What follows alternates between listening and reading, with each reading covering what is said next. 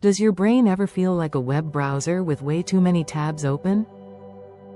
That frantic, scattered feeling, it's the signature of modern life, isn't it? A constant buzz of notifications, deadlines, and decisions that leaves your mind racing, even when you're just trying to stand still. We try to quiet the noise, but sometimes, sitting in silence only makes the inner chaos louder. But what if you could guide that chaos into a state of deep focus? What if you could sync up your frantic mental rhythms into a feeling of profound clarity? And what if the way to do it wasn't by sitting still at all, but by walking a precise, ancient pattern designed to literally unwind your mind? This isn't some new app or a trendy productivity hack. It's a technology that's thousands of years old, and it's been hiding in plain sight all along. An ancient tool for modern minds. This ancient pattern is called a labyrinth. And right away, let's be clear, a labyrinth is not a maze. A maze is a puzzle designed to trick and confuse you. It's a left brain challenge with multiple paths, dead ends, and that constant pressure to make the right choice. A labyrinth is the complete opposite. It has only one path. It's a single, continuous line that gently winds its way to the center and then leads you right back out again. There are no tricks, no dead ends, and zero decisions to make. You literally can't get lost. This simple, elegant design is its secret weapon. Because there's nothing to figure out, the logical, problem-solving part of your brain can finally take a break. It lets go of the need to be in control. This allows your mind to slip into a more contemplative, intuitive headspace. For thousands of years, across countless cultures, from ancient Crete and Hopi traditions to medieval France, people have used these patterns as powerful tools for focus and reflection. Think of it as a form of walking meditation, one that's perfect for those of us who find it hard to sit still. The rhythmic act of placing one foot in front of the other on a preset path helps sync up your body, your breath, and your mind. It physically grounds you in the here and now, letting the mental chatter settle down all on its own. The labyrinth isn't a destination you have to conquer, it's a journey to experience, a mirror for your own inner world. It's a structured, safe space where you can finally let go and let your mind unwind. Getting ready for your walk. Before you even take your first step, the process really begins with a quiet moment of preparation. A labyrinth walk becomes so much more powerful when you approach it with a clear intention. So, find a quiet spot at the entrance. Turn your phone off. Take a few deep, centering breaths and just feel the ground beneath your feet. Now, set an intention for your walk. It doesn't have to be some grand, complicated thing. It's just a question or a theme you want to hold gently in your mind. You might be looking for clarity on a problem, asking yourself, what's my next step?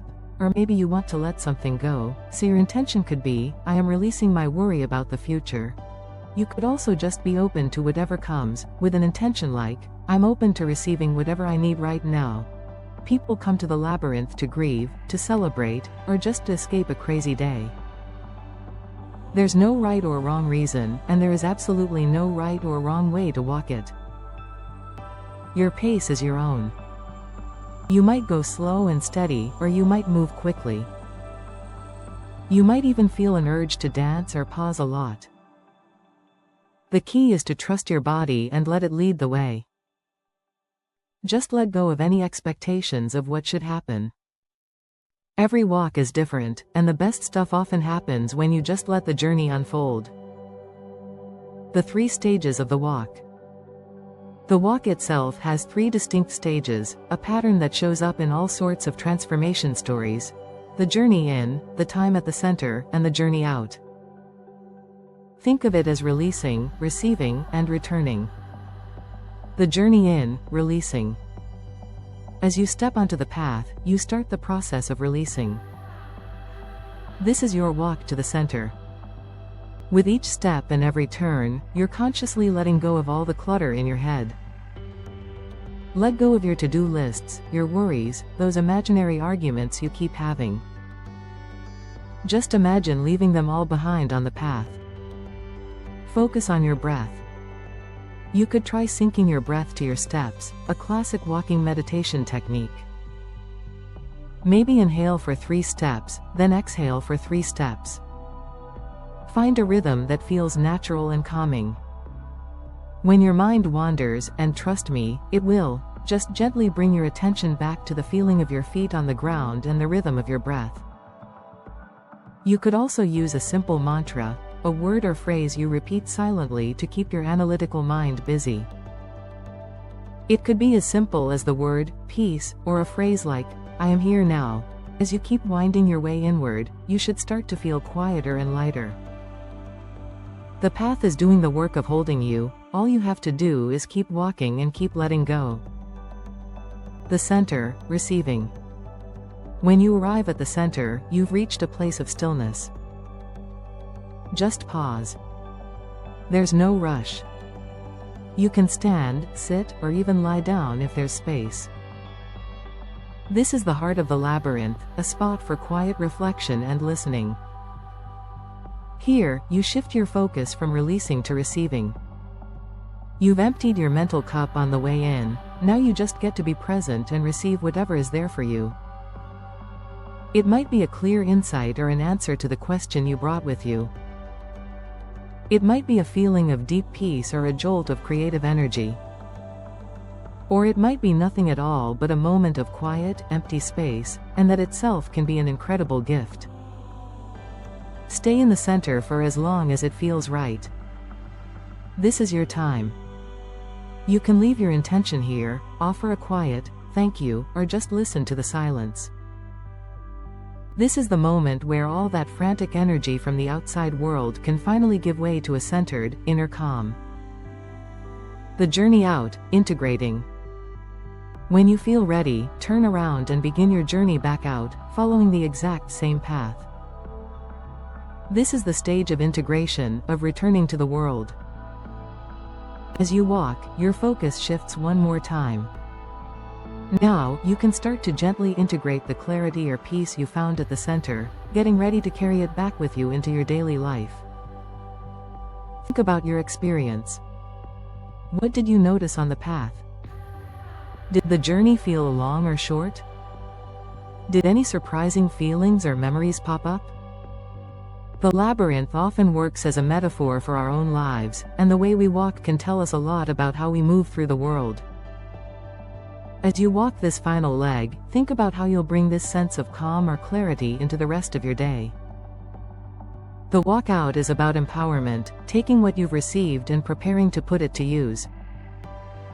When you finally step off the path, pause for a moment. Offer another quiet thank you for the journey, and step back into your day with a renewed sense of purpose and presence. What if other people are there?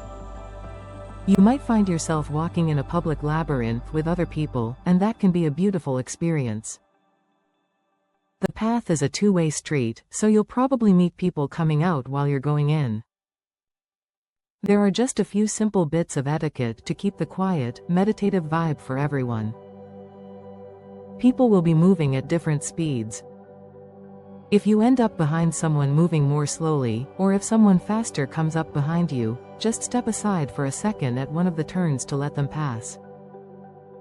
Gentle nod is plentiful. There's no need for talking or long eye contact, since everyone is on their own personal journey. The goal is to honor each other's space and pace.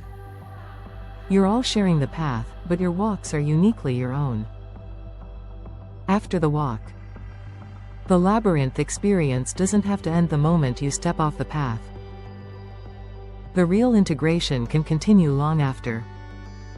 Right after your walk, you might want to sit quietly for a few minutes and just process what you felt. Journaling is a fantastic way to capture any thoughts, feelings, or ideas that come up. You could write about what happened, or even just doodle images that come to mind. Try not to overanalyze it right away. The goal isn't to dissect the experience but to let its meaning settle in naturally. Sometimes, the full impact of a labyrinth walk doesn't hit you for hours or even days. The real power of this practice comes with repetition. Just like any form of meditation, walking in a labyrinth regularly helps train your brain. It strengthens your ability to shift from a state of frantic chaos to one of calm focus. It becomes a reliable tool in your mental wellness toolkit, a kind of biological reset button you can press anytime you need it.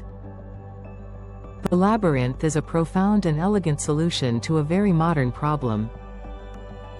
It teaches us that to quiet the mind, we don't always have to force it into stillness. Sometimes we just need to give it a simple, sacred path to follow.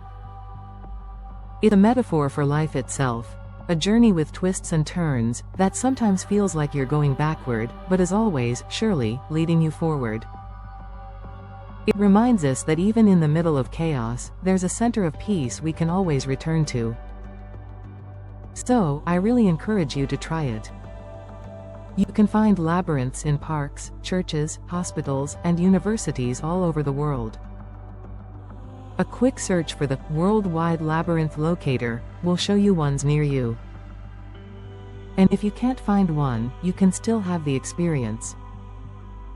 You can print out a paper labyrinth and trace the path with your finger, which offers many of the same mind-quieting benefits. Take the time to walk this ancient path. Give your brain the gift of a single task, a single focus. See what happens when you decide to refresh your mind, not by fighting the chaos, but by simply walking in a circle. If you find this guide helpful and want to discover more practical tools for cultivating mental clarity, make sure to subscribe and click the notification bell so you don't miss our next video. Thanks for walking this path with me today.